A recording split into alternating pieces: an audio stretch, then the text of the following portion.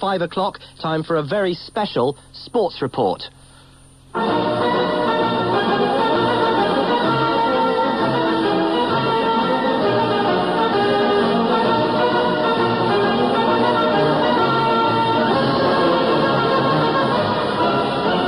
This is Ian Payne. Welcome to the 50th anniversary edition of Sports Report. The headlines tonight: Stevenage keep the non-league cup dream alive.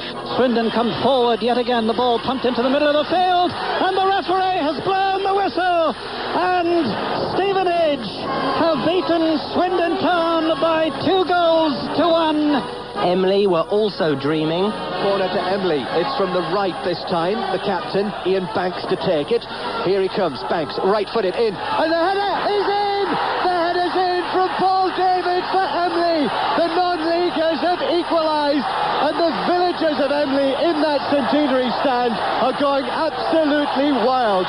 Paul David has got the goal. It's West Ham 1, Emily 1. John Hartson, though, got the winner for West Ham. Liverpool are out, so are Southampton. Port Vale hold Arsenal to a goalless draw. Aston Villa have a lucky escape at Pompey. 2-0 down at one stage.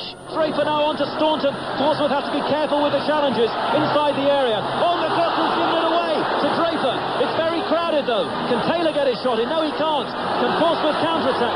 Back come Villa. Draper was coming back from an offside position. Defenders been caught, and the goal eventually is scored by Grayson. Simon Grayson scores.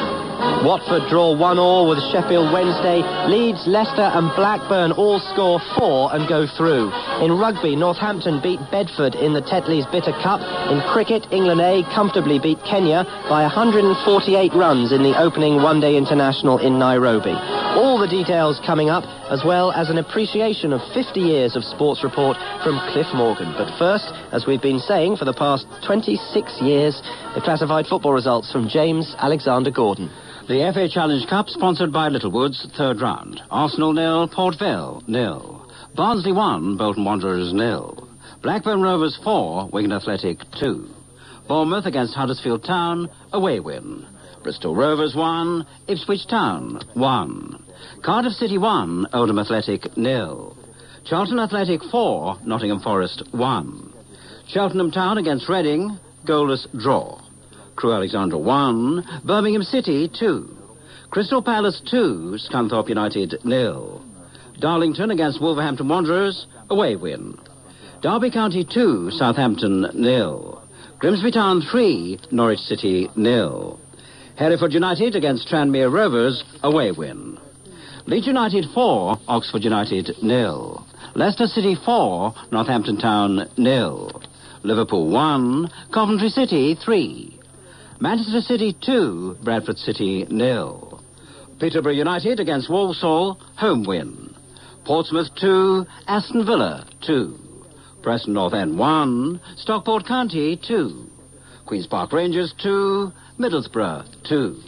Rotherham United 1, Sunderland 5. Sheffield United 1, Bury 1. Swindon Town 1, Stevenage Borough 2. Watford 1, Sheffield Wednesday 1. West Bromwich Albion against Stoke City, scoring draw. West Ham United 2, Emily 1. Nationwide Football League, Division 2. Blackpool against Bristol City, away win. Chesterfield 0, Brentford 0. Gillingham 2, Burnley 0. Southend United 1, Luton Town 2. Division 3. Colchester United 1, Hartlepool United 2. Exeter City against Barnet, home win. Macclesfield Town against Brighton and Hove Albion, home win. Mansfield Town 3, Rochdale 0. Notts County against Hull City, postponed. Scarborough against Torquay United, postponed. Shrewsbury Town against Lincoln City, postponed. Vauxhall Conference. Gateshead against Kidderminster Harriers, home win. Halifax Town against Dover Athletic, home win. Hensford Town against Farnborough Town, home win. Leek Town against Kettering Town, scoring draw. Morecambe 0, Hayes 2. Woking against Welling United, home win. Yeovil Town against Southport, home win. Bell's Scottish League Premier Division. Aberdeen 1, Dundee United 0. Dunfermline Athletic 0, St Johnstone 1, Kilmarnock 4, Motherwell 1.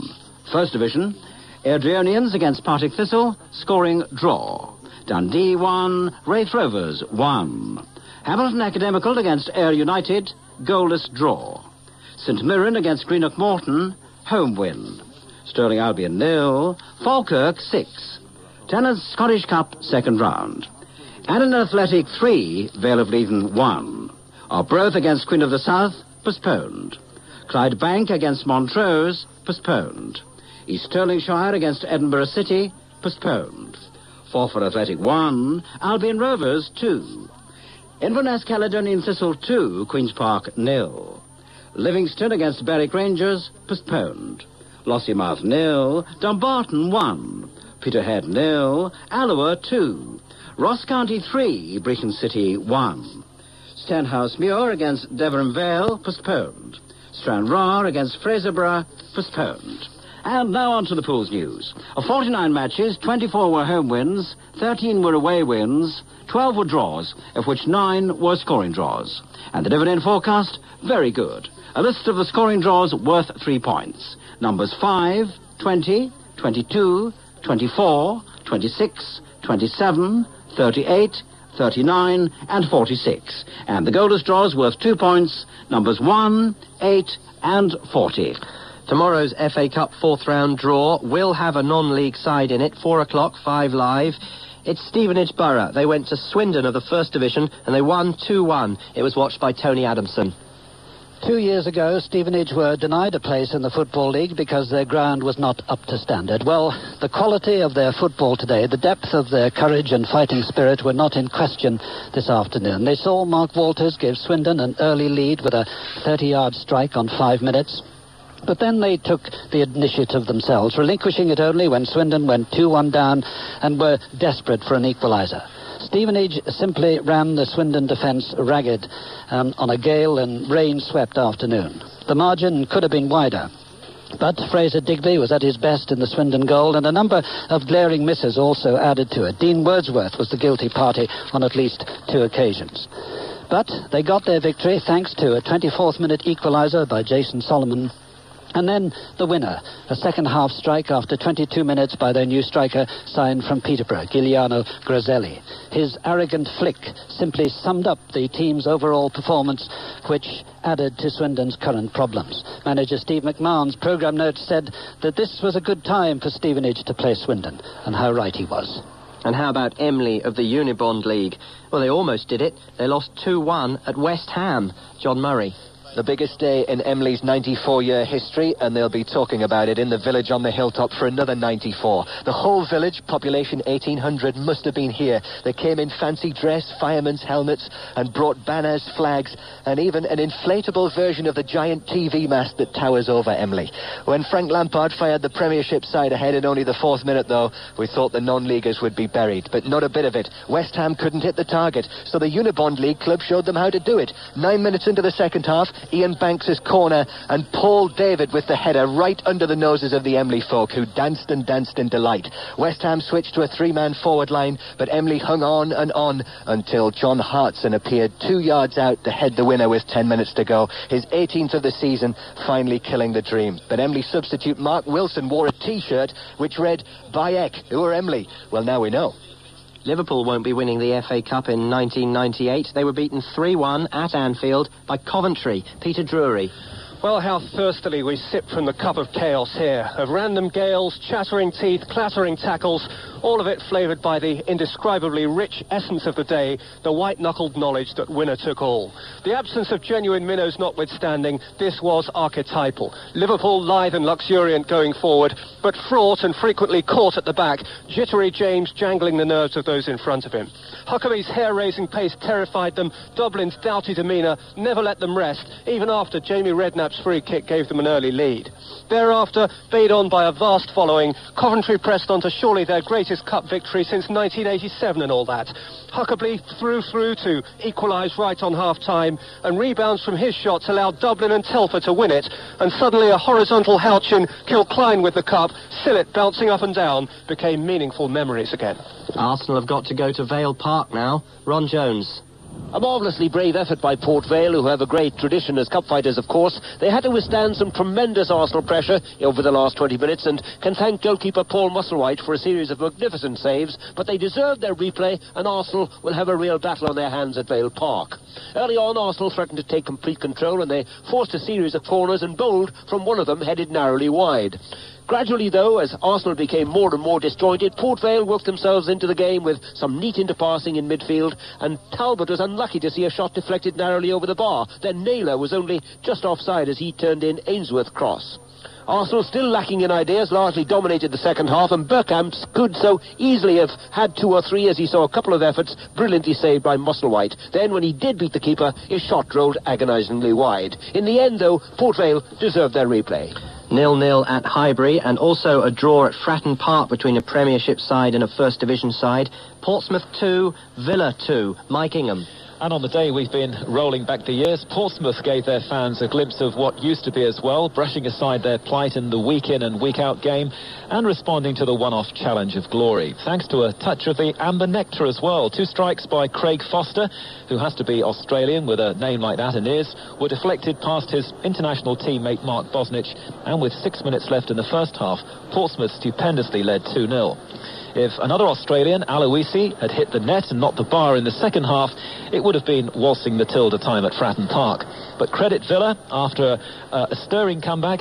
First of all, Staunton scored just before half-time, and then after the lethargic Collingwood had been withdrawn, Grayson late on equalised, and meant that it finished just like it did here 12 years ago, 2-2. And here's a draw between a Second Division side, albeit the top one, and a Premiership team. Watford 1, Sheffield Wednesday 1. Alan Green. Wednesday pretty relieved to escape with a replay, even after taking the lead in an excellent cup tie in which all the ingredients were right. The surface was awkward after the bad weather.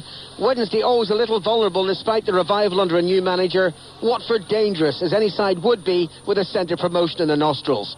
It was a super first half, though without a goal. They were reserved for the second period, which Watford dominated.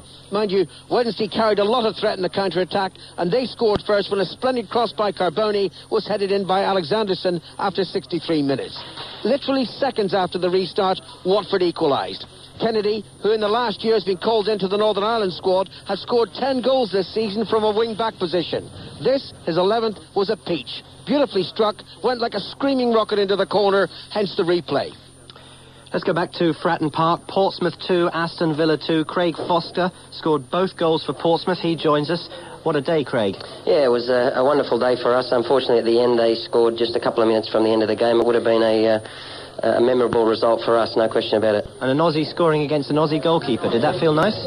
Very nice. I made sure to mention it to Bozza after the game. Did you? And can assure you, over the next 12 months, I won't let him forget it. What did he say?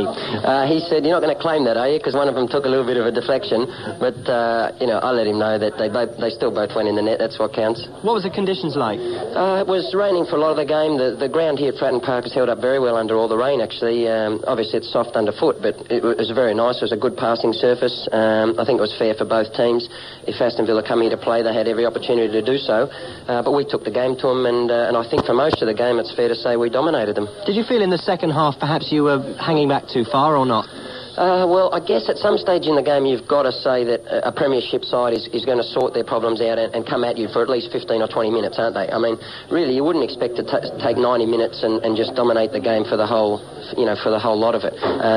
So at some stages, I don't think we were really sitting back. We were still trying to get forward as much as we could. But obviously there's different spells in a game over 90 minutes where they have their good patches as well, and I think they had a couple of those in the game. Did Terry Venables have much influence on things before the game? Not really. I think he's left it in the capable hands of Terry Fennick. We didn't see Terry before the game, but he made sure his presence was felt afterwards.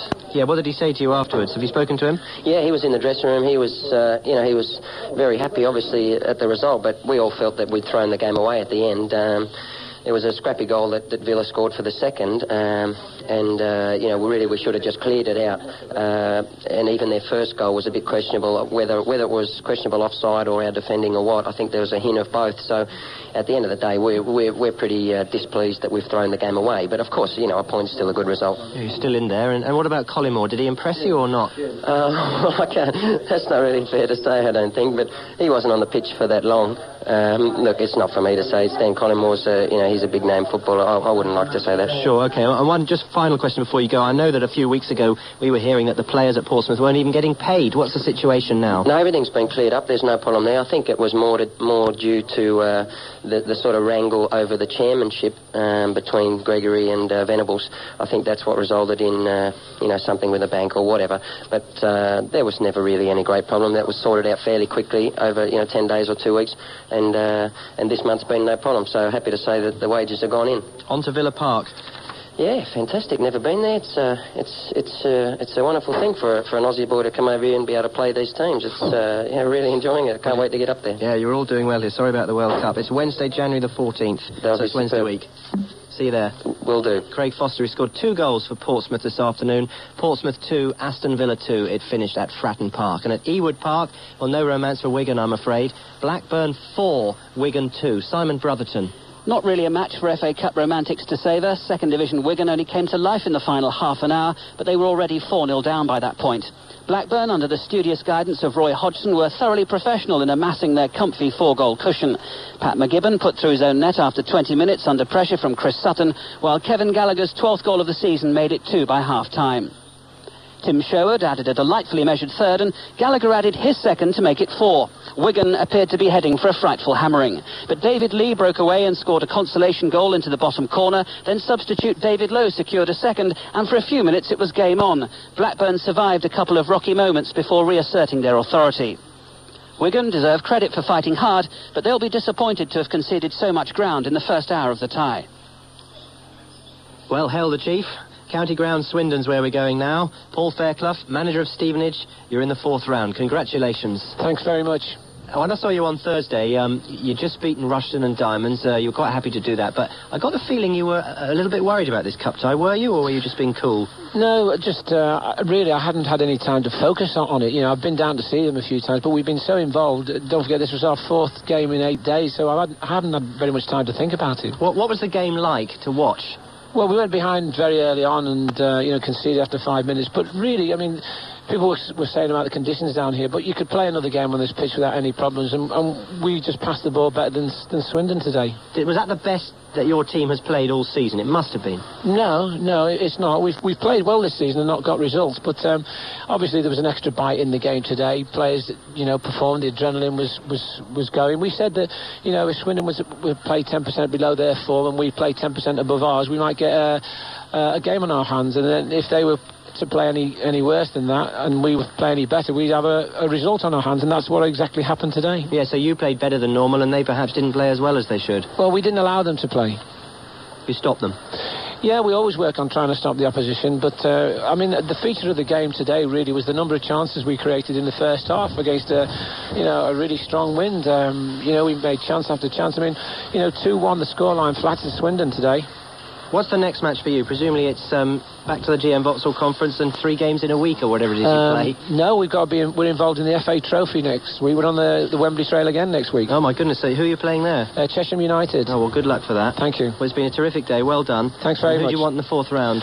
Well, I think everybody knows who everybody wants in the next round. We want either Manchester United or Chelsea or Arsenal or Liverpool, one of the big giants at home. Of course, we wouldn't give up home advantage. Bit of money. Well done today. Thank you. Paul Fairclough, the manager of Stevenage Borough. They've beaten Swindon by 2-1, and the draw, of course, here on 5 Live around 4 o'clock tomorrow afternoon with Trevor Brooking's Sunday Sport. The Watford manager, Graham Taylor, joins us from Vicarage Road. 1-1 with Sheffield Wednesday. Are you pleased with that, Graham? Yeah, I have to be pleased with it as well, and yet tinged with a little bit of disappointment. I thought we were going to sneak it towards the end there, and I thought we I am biased, but I thought we probably did deserve to sneak it, but not to be, and we have to go up to Hillsborough in 10 days' time and then really produce an upset. And Wednesday went ahead, but you hit back very quickly, didn't you? Well, yeah, they didn't get another touch of the ball. We kicked off, and a few seconds later it was in the back of the net, so we didn't have all that much time to worry about conceding the goal. Would you have settled for that beforehand if you'd known? Not really, no. What I've said to the players, you must always never underestimate yourself, and you must always go out believing that you're capable of winning. And I think today, during the 90 minutes, they showed that. And as I say, that we're very, very pleased with the performance that the players put on, because they've showed themselves in good light. And just slightly tinged with a little bit of disappointment because, I'm not foolish enough to know that it's not going to be a very, very hard task for us in 10 days' time. Have you spoken to the chairman yet? Has he any idea what's happened? I'm sure he'll know. I haven't spoken to him yet. I've just got to say, sorry, sir, we've lost. I'm sure he won't be too disappointed. Not one, so it's off to Hillsborough? It's off to Hillsborough in 10 days' time, yeah. And you've nothing to fear, have you? No, I don't think anybody has anything to fear where football's concerned. It's just a question that you've got to go out there and be very, very positive. All right, well done today, Graham. Thanks for talking to us. Bye-bye. Graham Taylor, Watford manager, 1-1 with Sheffield Wednesday today. It finished at Vicarage Road.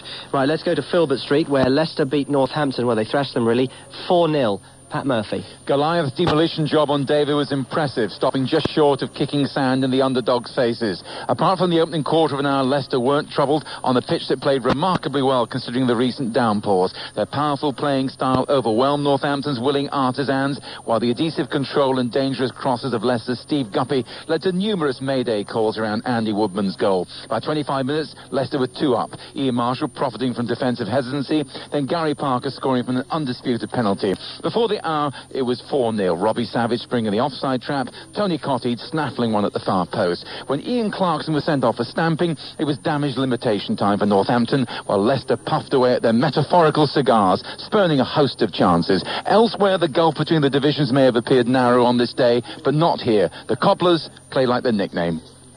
Here's another 4-0. Leeds 4, Oxford 0. Ian Brown. So Leeds have broken their habit of succumbing in the cup to the unfancied, though for a long time they struggled for a grip, and in the very last minute had goalkeeper Nigel Martin sent off for blocking Jamie Cook outside the box with the ball floating wide. It was referee Mike Reed, no stranger to cup controversy, who brandished the red card, as he had in the first half, much to the chagrin of Oxford's Martin Gray, who was given no leeway after 2 clumsy fouls in the space of 90 seconds. That dismissal was just a part of Oxford's first half sob story, as they allowed Lucas Radaby to score his first ever goal for Leeds, and then just before half-time conceded a penalty on the disputed say-so of the linesman, Hasselbank doing the necessary.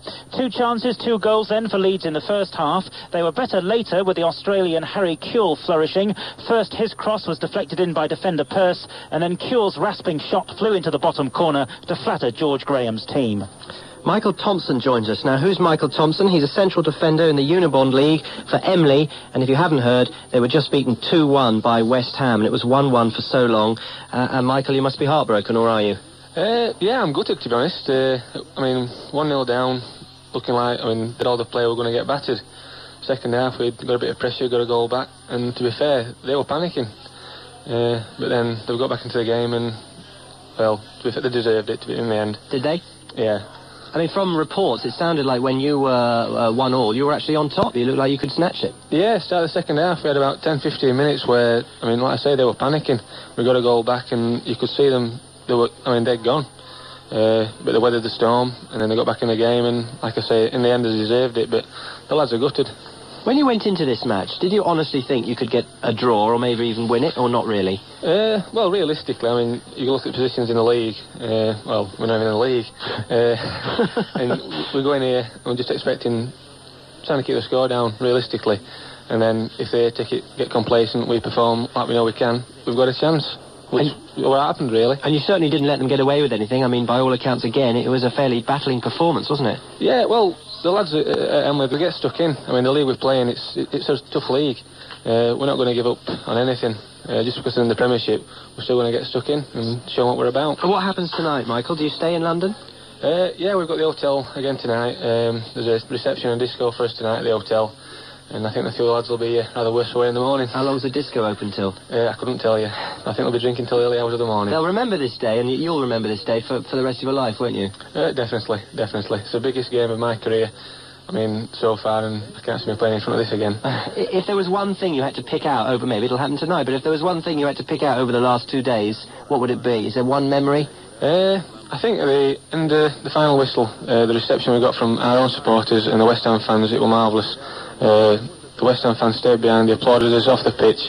It was fantastic, really. Are you back on fire duty on Monday, are you? Tuesday, actually. Tuesday? Yes. Oh, good luck. I'll give me a chance to recover and get back to basics. You'll be a hero on Blue Watch or whatever it is, won't you? White Watch. White Watch. All the lads have been down today to watch me. I saw people in the crowd wearing firemen's helmets. Were they all your... Yeah, White Watch Edlington, them. How many of them? I think there are about a dozen or so. come down to watch. They were swapping helmets and throwing them in the air just like the old days. Yeah, well, they're mad. Well, have a successful evening, because you've had a successful day despite the loss. Well done. Right, thanks very much. Michael Thompson, who's a central defender for Emley. Emley lost 2-1 at West Ham this afternoon. Right, let's hear about Darby's 2-0 victory against Southampton today. It happened at Pride Park, and it was watched by our reporter John Roeder. In September, Darby beat Southampton 4-0 in the Premiership. The Rams could easily have beaten that score in a match they totally dominated. With Francesco Baiano constantly involved, Darby laid siege to the Southampton goal. They had 11 good chances in the first period to the Saints' 1, and it was somewhat of a surprise that it was goalless at half-time. As rain swept round Pride Park, Baiano was always a menace to the visitors' defence, and when he jinked into the Southampton area, it proved too much for Carlton Palmer, who mistimed his tackle. It simply had to be Baiano to score from the penalty. 5 minutes later, Baiano's cross wasn't cleared. It fell kindly to Chris Powell, and the defender put the game beyond Southampton. Matt Le Tissier did play, despite reports that the bad weather had left him stranded in Guernsey, but he was a peripheral figure. At the end, Doris Day's Que Sera, Sera was played over the PA. The Derby fans amended the words in traditional football fashion, and their excellent season could well climax in a trip to the Twin Towers. Barnsley are through to the next round. They beat Bolton 1-0, but there was a bit of trouble at the end. John Rawling. It seems odd in a tough town like Barnsley that the theory about Danny Wilson's football team is that they don't like it up them, as good old Corporal Jones would say. It would certainly be interesting to know exactly what Colin Todd, the Bolton manager, said at half-time after watching Barnsley completely outplay his side in the first half and lead by Darren Barnard's 20-yard shot from a free kick. Collectively, the strong-arm stuff was then applied by Bolton, and Barnsley's pretty patterns were disrupted. Neil Redfern did hit the Bolton post, but Bolton poured forward and could and should have sneaked a goal at the death. Then, with a minute to go, an ugly incident on the touchline of which more is bound to be heard. Bolton's Neil Cox crashing into the Barnsley dugout. He tangled with Ashley Ward, punches were thrown, stewards, police, players and coaching staff involved. It was a needless and ugly conclusion to a match won by the guys in the white hats. Barnsley trying and succeeding in winning within the rules. Well, Crystal Palace have finally won at home, albeit against Scunthorpe of the 3rd Division. They won 2-0. Bob Ballard. A first, though undeserved, home win for Palace in over 3 months. They probably feel they were owed some luck. Nothing seems to have gone right for them. This time they had luck in abundance against a battling 3rd Division side who did everything but score a legitimate goal. From the second minute, when Steve Howsham rattled the post, Brian Law's side showed they were determined to end a run of 5 successive defeats. Palace weren't at the races. Howsham headed wide, Forrester shot wide, and the home side's defence were run ragged. Palace's first chance, it was only a half chance, was converted with a slight miscue from Neil Emblin just before the break. Second half, Scunthorpe always equalised in 35 seconds through Forrester, and he had the ball in the net with 14 minutes left, only to see a raised flag from the assistant referee. The boggy conditions played into the hands of the Premiership side, who came on strong towards the end, and a neat build-up between Haridason and Emblin resulted in a second for the Palace number 24. A new year, and finally that Selhurst Park hoodoo has been buried. Well, what a great day for Kevin Phillips of Sunderland. Rotherham 1, Sunderland 5. Peter Slater. So in the end, it didn't happen. On an afternoon of wet, wild and windy weather, Sunderland kept their composure and hardly ever looked likely to become FA Cup victims. It was a team performance. That's how Peter Reid's side have gone 15 games unbeaten. But Kevin Phillips was the man with his eye in. He scored 4 goals, 3 in the second half, as his team battled against the gales and the rain. His first was a penalty converted after a handball by Rotherham's Neil Richardson. His second knocked the stuffing out of Rotherham. Alex Ray creating it with a determined long run out of defence, Phillips tracking him all the way before receiving the pass and finishing sweetly. Garner then pulled one back, but Sunderland simply dug a bit deeper, and Phillips scored twice in 4 minutes. Holloway and the admirable Lee Clark combined to give him his hat-trick with the far post header. He then followed up Niall Quinn's shot to make it 4. Quinn added the 5th 6 minutes before the end, heading in Summerby's cross, as complete a non-upset as you could imagine. More reports to come on the 50th anniversary of Sports Report, but it's 5:30 and here's Paul Henley with the news headlines. Thank you. Storms are causing havoc across much of the country still. Hundreds of homes in Scotland, Northern Ireland and the southwest of England are without power. There have been flood alerts in Devon and Cornwall. Part of the city centre in Bristol has been closed off after winds tore up street decorations. Police in Nottingham are searching for a 9-year-old boy who's missing from a children's home in the city. Shane Clarkson hasn't been seen since yesterday afternoon, and detectives say they're becoming increasingly concerned for his safety. A family of 5 escaped unhurt when 2 firebombs were thrown at their home in Peterborough. The attack happened in the early hours of this morning. Police have described it as unprovoked. And the Pope has been visiting parts of central Italy which were hit by an earthquake last year, and he called for reconstruction work to begin immediately. Now the travel news on 5 Live. Here's Tony O'Rourke. We're starting with the A228 at West Malling. The West Malling bypass near Maidstone in Kent is closed between the A20 and Kings Hill junctions, and that's because of an accident. Also in West Yorkshire, the southbound A1 has just been reopened following an accident at Sherborne. Traffic there is still very slow back as far as Wetherby. In Devon, the A381 between Totnes and Kingsbridge is blocked by a fallen tree at Harberton Ford, and diversions are now operating there. Well, severe winds and heavy rain are still causing very hazardous conditions on many roads throughout the UK, and will continue to do so overnight and again tomorrow. We do have numerous reports of fallen trees around the country, flooding as well, adding to problems for drivers. The old the M48 Old Severn Bridge is still closed because of higher winds. Great Western trains between Paddington and Swansea are disrupted because of heavy rain, flooding in the Bristol Parkway area, and the bad weather is also causing major problems for ferry companies who are having to cancel their services. If you are planning on taking a ferry this evening, then do check with your operator before you leave. Tony O'Rourke, 5 Live, National Travel. Just been told that Oxford United's Martin Gray, who was sent off at Leeds after their defeat today, or during their defeat today, has been spoken to by the police after reports that he damaged a dressing room door. Let's go back to Upton Park. West Ham 2, Emley 1. Our reporter's John Murray. Yep, West Ham squeaked through against the non-leaguers from the Unibond League, and David Unsworth, the West Ham captain today, for the first time captain, is here to have a word with us. Well, what did you make of that? Well, a very difficult game for us, really. We had everything to lose and nothing to gain, really, and it showed at the end of the day. You've got to give Emley, the fantastic credit. They've come here today, absolutely outstanding. We weren't at the races, but at the end of the day, we're in the hat. We heard Harry Redknapp on 5 Live this morning saying that no chance, Emley, they'll get blown away. That was the gist of what he was saying. It certainly wasn't as easy as that, was it? No, it was very close. I thought they were outstanding. We didn't perform at sort of any level that we've shown throughout the season. Conditions were awful. The pitch wasn't the best, but it's the same for both sides. They thoroughly deserved to get something out of the game, if I'm being totally honest. But we've dug in and we've produced a bit of magic near the end, and we've come through. Was this the sort of game that had your knees knocking beforehand? Yeah, no, I don't think if you talk to any top professional, they don't enjoy playing in these games. Like I say, you've got nothing to, everyone expects you to win 4 or 5-0. We've scored an early goal, and the fans were expecting an onslaught, and it wasn't to be. I'd sooner rather play a top team, because you raise yourself for that, and I'm sure we've got to take heart from the fact that we've come through, and show really in the next round and the next games coming up that sort of Emley's passion, and learn from that, really, because it's a platform to go from, because it could have been very easily a shock result today. Were you surprised by the quality that they showed? I wasn't surprised, no, because there's a fine line. If you look at football these days, there's a fine line between top players and players in lower levels. I just thought they came here, showed a lot of passion, a lot of heart.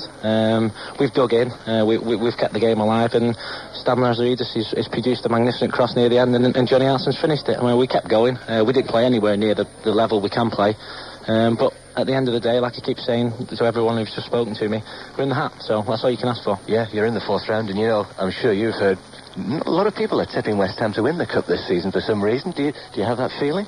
Certainly in the Coca-Cola Cup we think we can go all the way. It's early days now in the FA Cup, but I mean, after that sort of non-performance by us, and we've come through it, maybe, possibly, yeah, maybe. Okay, we'll see. David, thanks very much for talking to us. There you go, Ian. Thank you very much. John Murray with West Ham's captain David Unsworth. Yes, just to confirm, on the Tuesday match, you can hear coverage of West Ham against Arsenal, as you can hear coverage of Reading against Middlesbrough. And then on Wednesday, we've got coverage of Newcastle against Liverpool and Ipswich against Chelsea, all the Coca-Cola Cup quarter-finals. Manchester City are in the hat for the 4th round. They've beaten Bradford City 2-0 at Main Road. Stuart Hall. Baron Hardup, Frank Clark, still occupies centre stage at the Theatre of Base Comedy. 2 comic goals won it for him just before half-time. Rosler bagged the first on 37 minutes, a gift from Jacobs, Bradford's number 3. He slipped. Rosler rounded the keeper, popped the ball in the empty net. 5 minutes later, Michael Brown's hopeful drive was deflected by Hughes to leave Walsh, his keeper, stranded. Bradford, a tight, well-organised outfit, put City on the rack.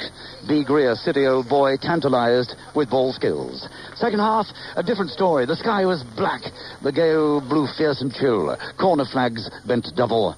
City at last showed form. Kincladze scintillated. Rosler threw off his ill temper and petulance. Chances went a-begging. Bradford's chief culprits. Up and over, woodwork smitten. City themselves followed suit. A litany of spurned chances. But Baron Hardup is ambivalent. City are alive and in the velvet bag. QPR and Middlesbrough are both in the velvet bag. They drew today. QPR 2, Middlesbrough 2. David Oates. Glenn Hoddle among the 13,000 at Loftus Road today. Like the rest of us, chilled to the bone in the wind and the rain. Conditions made a little more tolerable by a pulsating cup tie in which the score, like the game, ebbed and flowed. Rangers the better side early on. Sheeran should have scored. John Spencer did in 5 minutes when he latched onto a clever pass from Nigel Quasi. The home side, though, made to pay for squandering chance after chance. 12 minutes before half-time when Merson and Hignett exchanged neat, brisk 1-2s and Hignett drilled home. Borough then turned the screw, Moreno setting up a tap-in for Robbie Mustoe, but Kevin Gallen ensured a replay and justice when he nodded a late equaliser. Ray Harford will no doubt claim an inspired tactical substitution. It was Gallen's first touch. He'd been on the pitch for less than a minute. Warm applause at the end, richly deserved. And the replay dates, Sheffield Wednesday against Watford on Wednesday, January the 14th, as is Aston Villa against Portsmouth. All the others on Tuesday. That's Middlesbrough against QPR, Ipswich against Bristol Rovers, Port Vale against Arsenal, and Bury against Sheffield United. Let's go back to Anfield, where Coventry had a shock win, I suppose, against Liverpool today. They won 3-1. Peter Drury is speaking with Coventry's manager. Gordon, well done. Welcome to Sports Report's 50th birthday, which won't concern you, I'm sure, as much as your team's performance today, but that was archetypal FA Cup, wasn't it? What a terrific team effort. I think there was more to it than that, though. I think you can come here to Liverpool and sometimes scrape a draw, scrape a lucky win, and the defenders have to block things and do things, but I think we deserved the win. I don't think there was anything lucky about it. We deserved the win. We worked hard. We played well. We played common sense football, and we had a few chances. No doubt about that. You've now got out of your team 2 performances in 6 days, both of which have bucked the odds, and both of which will just have excited the nation, or certainly impressed the nation, won't they? Coventry is very much on the map all of a sudden this week. I doubt very much I will get the credit we deserve, because every time we seem to beat Chelsea, Manchester and Liverpool, it's always they've played very bad. It's never about how Coventry play well. I've liked just one game to say, my goodness, they're not a bad side. Instead of, he had a bad day, he had a bad game, he's a this, that and everything, and everybody else's fault bar my team. Well, I don't think they can say that today, can they? Well, I don't know. We'll read the papers tomorrow, we'll soon find out. Well, if I may be one member of the media who thought you did play very well today. Well, tell the world then. Good lad, on you go. Good lad, well done. You don't like talking about individuals, which makes it difficult to ask questions, but you have players who excite, do you not? I have that. I have players who can do good things in the ball, but most of all I've got players who want to get better. I don't think I've got one on the side out there today who feels he's as good as he can be, and that's epitomised by Roland Nielsen and Gary McAllister. When they play, they're 33, 32 and they want to get better all the time, so everybody else can get better. And you had a Romanian international on the bench, and you've got yourself a problem now, haven't you? Because you've got to wonder whether to pick him or not. Yeah, well, I think he'd understand. When I have to pick the team next week, it's going to be a problem. I think he's looked at the side and it's no bad side to join. They make chances. Not matter. He's seen us on a good day, right enough. So it's good to have this problem. Oh, fantastic cup tie, Gordon. Well done. Sort of thing that's made our programme famous for us. Thank you. Congratulations. Thank you. Always good to listen to Gordon Strachan of Coventry and, of course, Peter Drury as well. Let's hear from Simon Mann with what else happened in the Cup and elsewhere today. Well, in the 7 other FA Cup ties you haven't heard about, there were some surprises, but only ones you'd raise one eyebrow for. Most may have not liked this stormy weather, but Mariners are used to it, so naturally Grimsby Town, 4th in the 2nd Division, swept aside 1st Division Norwich City at Blundell Park. Grimsby's 3 goals came from John McDermott, Neil Woods and Kevin Donovan. It was looking a dreary day all round for East Anglia at one point. A morning pitch inspection gave Ipswich the go-ahead at Bristol Rovers. Rovers took the lead through Peter Beadle after 36 minutes, but Mick Stockwell ensured a replay 19 minutes from the end. Teams near the top of their leagues have always got an excuse if they get dumped out of the FA Cup. We're concentrating on promotion. Well, that's a suggestion for Dave Bassett's post-match news conference at the Valley. His Nottingham Forest side were hammered 4-1 by Charlton. John Robinson and Steve Brown gave Charlton a 2-0 half-time lead. Pierre Van Hooydonk got one back for Forest, but Carl Lieben and Clive Mendonca completed the win. The only flaw with the excuse here is that while Forest are 2nd in Division 1, Charlton are 4th. Third place Sheffield United were 1-0 down to second bottom Bury at half-time. A 20-yard goal from Andy Gray at Bramall Lane, but Jan Arga-Fjortov equalised after 65 minutes. Another replay. In another all-First Division match at Gresty Road, Paul Furlong put Birmingham City ahead with a penalty after 22 minutes. Mark Rivers equalised for Crewe 9 minutes later. Furlong scored again in the 55th minute to take Birmingham through. Third Division Cardiff City were one of the few sides to beat higher league opposition this afternoon. A first-half goal from Jason Fowler was enough to put out Second Division Oldham at Ninian Park. But the prolific Brett Angel made sure that First Division Stockport didn't stumble at Second Division Preston. He scored twice after 30 and 48 minutes before a Lee Ashcroft penalty made it 2-1 at full time. A reminder the games at Bournemouth, Cheltenham, Darlington, Peterborough and West Brom were all postponed. Because of the weather and the Cup, there are only 5 matches in the Nationwide League. Chris Waddle has graced the Cup final, and remember that goal for Bradford against Everton last season. But tonight his Burnley side stay bottom of Division 2 after defeat at Gillingham. Steve Butler and Paul Smith scored Gillingham's goals. What made it worse for Waddle was that fellow strugglers Brentford got a point at Chesterfield and Luton won 2-1 at Southend with 2 goals from Graham Alexander. Ian. Thank you very much, Simon. So, top of Division 2, Watford 55 points, Bristol City 52, Northampton 39, Grimsby 38, basically the same. Burnley 21 at the bottom, Carlisle 23, Brentford 24, Plymouth 25, Southend 27. Division 3 at the top, Notts County 50 points, Peterborough 43, Lincoln 42, Rotherham 41, Barnet 41, and at the bottom, Doncaster still only 1 win all season, 9 points. Then it's Brighton with 21 points, Swansea with 22. 6:06 tonight with Mark Lawrenson, 0500 909 693. Particularly interested to hear from you if you were at the Emley game today at West Ham, or maybe if you're going to the disco tonight. If you're a Stevenage fan, what do you think? If you're a Swindon fan too, Liverpool, Coventry, were you there? Or if you saw what happened at the end of the Barnsley-Bolton game, it sounded a bit violent. Or what did you think about the sendings off at Leeds? If you've got anything to say, ring Mark Lawrenson, 0500 909 693. The lines are open right now and the calls are free. Bad weather all round today, especially in Scotland. Lots of postponements. Here's what did happen and what didn't happen from Andy Gillies. 3 league and 6 cup games fell victim to the wind and rain in Scotland today, but all 3 Premier Division games survived the weather. Kilmarnock maintained their recent good run. Despite having Gus McPherson sent off, they beat Motherwell 4-1. 2 goals for Paul Wright, Mitchell and Roberts the other scorers, while St Johnstone went 5th with a 1-0 win at Dunfermline. The goal credited to Paul Kane, although defender Dave Barnett appeared to get the last touch. Here at Pittodrie, Aberdeen stay 9th, but are now level on points with Motherwell after a 1-0 win over Dundee United.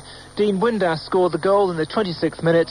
Ample revenge for receiving 3 red cards when the sides last met and when Aberdeen had lost 5-0. So new manager Alex Miller delighted to see his side record a second successive win. Yeah, that's correct, and a second clean sheet, and I think that's the way you look towards games. You don't want to lose goals, you want to score goals. I'd like to score more goals today, but unfortunately it wasn't to be. Dundee United played well defensively at times. Feel things are going in the right direction? Well, I think 2 wins in a row are definitely in the right direction. The most important thing is we're not getting blasé or caught up in it. We're still down near the bottom of the league, and we've still got to fight our way out of that. And for the players at Aberdeen Football Club, we should set our sights a lot higher now. In the First Division, leaders Dundee United drew 1-1 with third place Wraith, so second place Falkirk made good ground. They won 6-0 at Stirling. In the Cup, despite the weather, 6 clubs have made it through to the third round. Annan won the battle of the non-league sides, beating Vale of Leithen 3-1. They're joined by Alloa, Ross County, Albion Rovers, Inverness and Dumbarton. And the draw for the third round is tonight. News of that in our 11:30 bulletin on 5 Live. Let's give you the Rugby Union results, shall we? In the Tetley's Bitter Cup 4th round, Bath against London Scottish postponed. Bracknell 3, Rotherham 26. Camberley 10, Newbury 11. Coventry against Leicester, match postponed. Fylde 20, Rosslyn Park 5. London Welsh 18, Gloucester 34. Manchester 13, London Irish 36. Moseley against Sale, match postponed. Newcastle 34, Exeter 10. Northampton 31, Bedford 26. Richmond 58, Doncaster 8. Rugby against Reading and West Hartlepool against Wakefield, matches postponed. In the Welsh National League Premier Division, Bridgend against Newport, Cardiff against Pontypridd and Swansea against Ebervale, all postponed. One result, Neath 31, Llanelli 6. With more details on all of those results, here's Nick Mullins.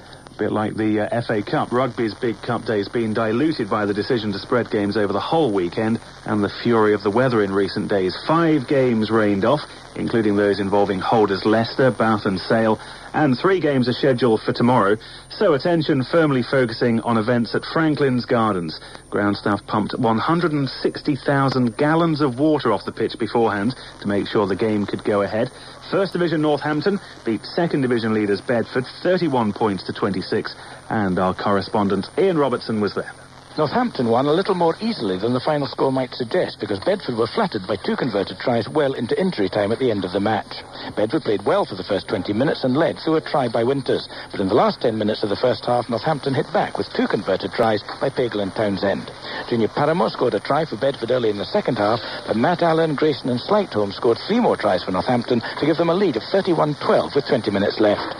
Bedford knew that unbeaten run of 16 games on the trot was about to end, but they kept attacking and were rewarded with 2 very late tries. Northampton go into the draw for the 5th round. Bedford can now concentrate on securing promotion. So we might have had an upset, but we didn't. Ian McGeechan's side through to the 5th round. Bedford were, obviously very psyched up for it. This is probably, one of their big games of the season. In the 20 minutes, they did very well. They played, strongly up front, and we just had to readjust, get hold of a little bit of ball and keep it. I thought after 20 minutes, we started to look progressively better, and in the second half, I thought we were outstanding. There were just 7 other cup games today. No upsets, although London Welsh, who are starting to enjoy better days again, hinted at one. They led Premier Division Gloucester midway through the first half, but the Cherry and Whites rolled up their cherry and white sleeves to end up with 6 tries and a 34-18 win. Manchester, 3 divisions below London Irish, also led their Premiership rivals at one stage, but the Irish scored twice at the start of the second half to seal their passage with a 36-13 win. Newcastle picked Tim Stimpson for the first time in 3 months against Second Division Exeter, and he responded with 2 tries in the 34-10 win. And in the real big club, little club tie of the round, Richmond scored 8 tries against Doncaster, the team 5 divisions lower than the Londoners, running out of steam in the second half. Honourable mentions for Berkshire Cup winners Bracknell, who held Second Division Rotherham to just 26 points, and to Newbury, their 11-10 win at Camberley puts them through to the last 16 for the second season running. Tomorrow, weather permitting, it'll be Wasps against Harlequins, Blackheath against Saracens, and Worcester against Bristol. Worcester are going to use a helicopter hovering over the pitch first thing to make sure the ground's as dry as possible. The 5th round draw, by the way, is on Monday lunchtime from Twickenham, and it's live here on 5. Thanks, Nick. Cricket, England A beat Kenya by 148 runs in Nairobi in the first match of their winter tour. England made 221 for 9 in their 50 overs. Kenya were all out for just 73. Ralph Della reports from Nairobi. Despite the margin of victory, there was a time when England A appeared to be in an uncomfortable position. After 27 of their 50 overs, the score stood at 74 for 4. Knight, Elam and Holyoke, all with test experience, were out, as was Maddie. But then Steve James joined Andrew Flintoff, and the pair doubled the score in just 15 overs. James supported while Flintoff went after the attack, taking 62 balls for his first 50 and a mere 27 for his second. He hit 5 4s and 5 6s, the last of which went out of the ground over long on to reach his 100. Without that contribution, the tourist would have struggled, and 5 wides in Ormond's first over didn't augur well. But he took a wicket, so too did Hutchison, and Kenyan resistance crumbled as Holyoke took 3 wickets, so too did Giles, and Elam claimed the last 2 to secure a thoroughly professional and satisfactory start to the tour. Athletics news, Britain's John Brown fought off the challenge of the French runner Jan Millen and the Kenyan Thomas Nyariki to win the men's Durham International Cross Country for the second successive year. Ireland's Katharina McKiernan had an equally impressive win in the women's event, leaving the rest of the field trailing in her wake after only 2 kilometres. Paula Radcliffe, though, dropped out at the halfway point, suffering the after effects of a bout of flu. It's 10 to 6, and obviously for us, and hopefully for you, it is an historic day, the 50th anniversary of Sports Report, and no one knows more about that milestone than Cliff Morgan. Cliff listened to the very first programme, he's appeared on it countless times as a player, he's edited it, and accordingly, he knows more than anyone why Sports Report has lived such a prosperous and healthy life. Here are just a few of his thoughts. Do you know, I feel as privileged and as nervous today as I was 46 years ago to be talking on Sports Report. After all these years, no restrictions, no restraints, a program whose creator, Angus Mackay, understood the wireless and its messages should appreciate the feel of sport as well as the facts, and that you should have to invent and take risks, make people laugh, make them cry, make them think. It clearly defined for me worthwhileness. Time has not diminished in any way its darting sense of news and adventure, and the young people who produce the show today have a determination to uphold and improve. The 5 o'clock show is not simply for dad panting for football results, but for eager youngsters too, boys and girls. And there was Mum. You see, when Eamon Andrews interviewed Muhammad Ali and Richard Harris and Richard Burton, Alistair Cook, Joyce Grenfell too, that was not simply sport, but every aspect of contemporary life, its ups and its downs. Can you imagine Freddie Mills, Peter O'Sullivan, Dennis Compton, Chris Chataway, Stuart Surridge and Henry Longest, all in one programme? The thing is, you see, that no one refuses the invitation to come on Sports Report. Harry Carpenter was a regular, Geoffrey Green, football man of the Times, John Arlott, poet and cricket expert, one I recall the giant of Fleet Street, J.L. Manning, a rebel, never an outlaw, saying on the show that sports writers and broadcasters, like sports players, work not in private, but in the public stare and scrutiny. Like today, everyone who's made news in sport has been at the microphone already.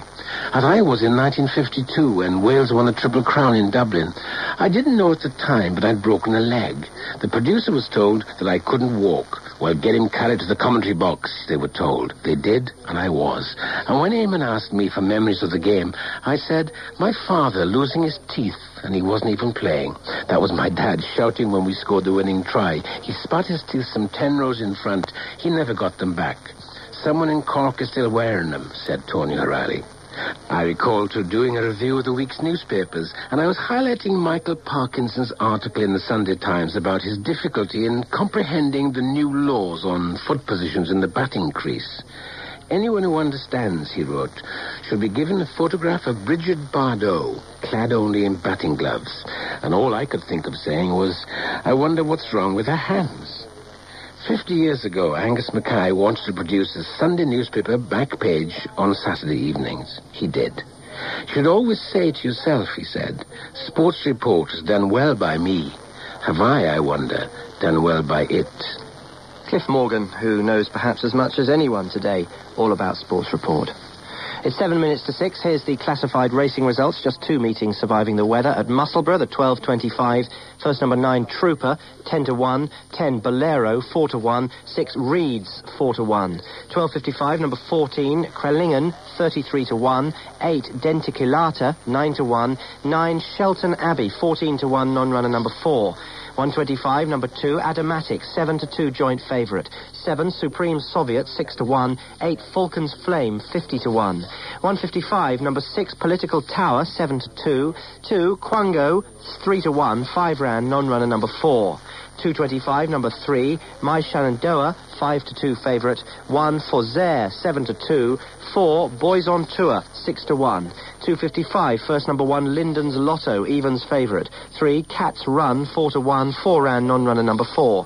325, number 2, 3 Franks, 5-2. 6, Thorndike's Lass, 16-1. 1, Castle Clear, 7-4 favourite. At Lingfield, the 12.10, first number 5, Return of the Mac, 33-1. 1, Filial, 11-4 on. 3, Glide Path, 16-1. 12.40, number 1, Tangerine Flyer, 13-8 favourite. 6, Dandy Times, 9-2, 6 rand. 110, number 6, Nasaba, 5-2. 4, Yunico, 6-4 favourite, 6 rand.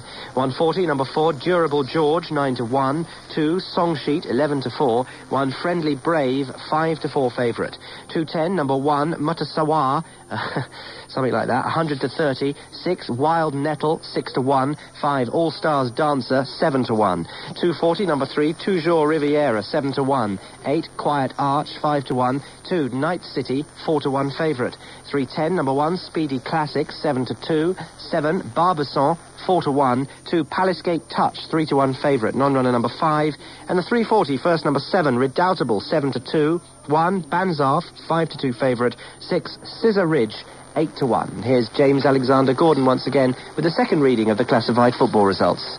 The FA Challenge Cup, sponsored by Littlewoods, third round. Arsenal 0, Port Vale 0. Barnsley 1, Bolton Wanderers 0. Blackburn Rovers 4, Wigan Athletic 2. Bournemouth against Huddersfield Town, away win. Bristol Rovers 1, Ipswich Town 1. Cardiff City 1, Oldham Athletic 0. Charlton Athletic 4, Nottingham Forest 1. Cheltenham Town against Reading, goalless draw. Crewe Alexandra 1, Birmingham City 2. Crystal Palace 2, Scunthorpe United 0. Darlington against Wolverhampton Wanderers, away win. Derby County 2, Southampton 0. Grimsby Town 3, Norwich City 0. Hereford United against Tranmere Rovers, away win. Leeds United 4, Oxford United 0. Leicester City 4, Northampton Town 0. Liverpool 1, Coventry City 3. Manchester City 2, Bradford City 0. Peterborough United against Walsall, home win. Portsmouth 2, Aston Villa 2. Preston North End 1, Stockport County 2. Queen's Park Rangers 2, Middlesbrough 2. Rotherham United 1, Sunderland 5. Sheffield United 1, Bury 1. Swindon Town 1, Stevenage Borough 2. Watford 1, Sheffield Wednesday 1. West Bromwich Albion against Stoke City, scoring draw. West Ham United 2, Emley 1. Nationwide Football League, Division 2. Blackpool against Bristol City, away win. Chesterfield 0, Brentford 0. Gillingham 2, Burnley 0. Southend United 1, Luton Town 2. Division 3. Colchester United 1, Hartlepool United 2. Exeter City against Barnet, home win. Macclesfield Town against Brighton and Hove Albion, home win. Mansfield Town 3, Rochdale 0. Notts County against Hull City, postponed. Scarborough against Torquay United, postponed. Shrewsbury Town against Lincoln City, postponed. Vauxhall Conference. Gateshead against Kidderminster Harriers, home win. Halifax Town against Dover Athletic, home win. Hensford Town against Farnborough Town, home win. Leek Town against Kettering Town, scoring draw. Morecambe 0, Hayes 2. Woking against Welling United, home win. Yeovil Town against Southport, home win. Bell's Scottish League Premier Division. Aberdeen 1, Dundee United 0. Dunfermline Athletic 0, St Johnstone 1. Kilmarnock 4, Motherwell 1. First Division, Airdrieonians against Partick Thistle, scoring draw.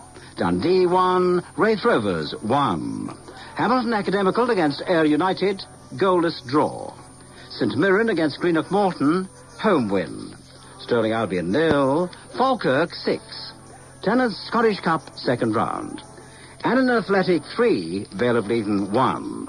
Arbroath against Queen of the South, postponed. Clyde Bank against Montrose, postponed. East Stirlingshire against Edinburgh City, postponed. Forfar Athletic 1, Albion Rovers 2. Inverness Caledonian Thistle 2, Queen's Park 0. Livingston against Berwick Rangers, postponed. Lossiemouth 0, Dumbarton 1. Peterhead 0, Alloa 2. Ross County 3, Brecon City 1. Stenhouse Muir against Devon Vale, postponed.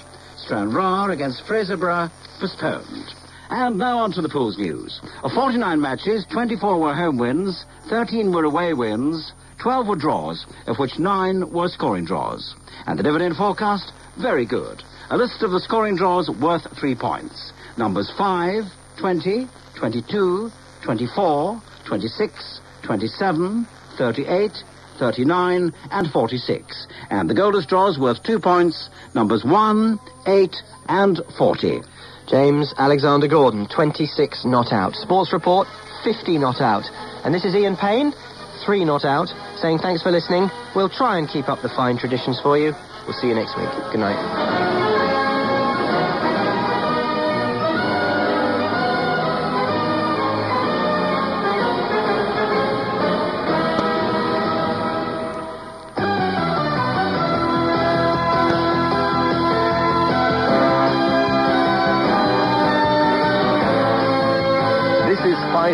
on 909 and 693 medium wave. News and sport from the BBC. Here's the news at 6. I'm Paul Henley. Severe weather is causing havoc for motorists around the country. Storms and high winds are set to continue over the next few days.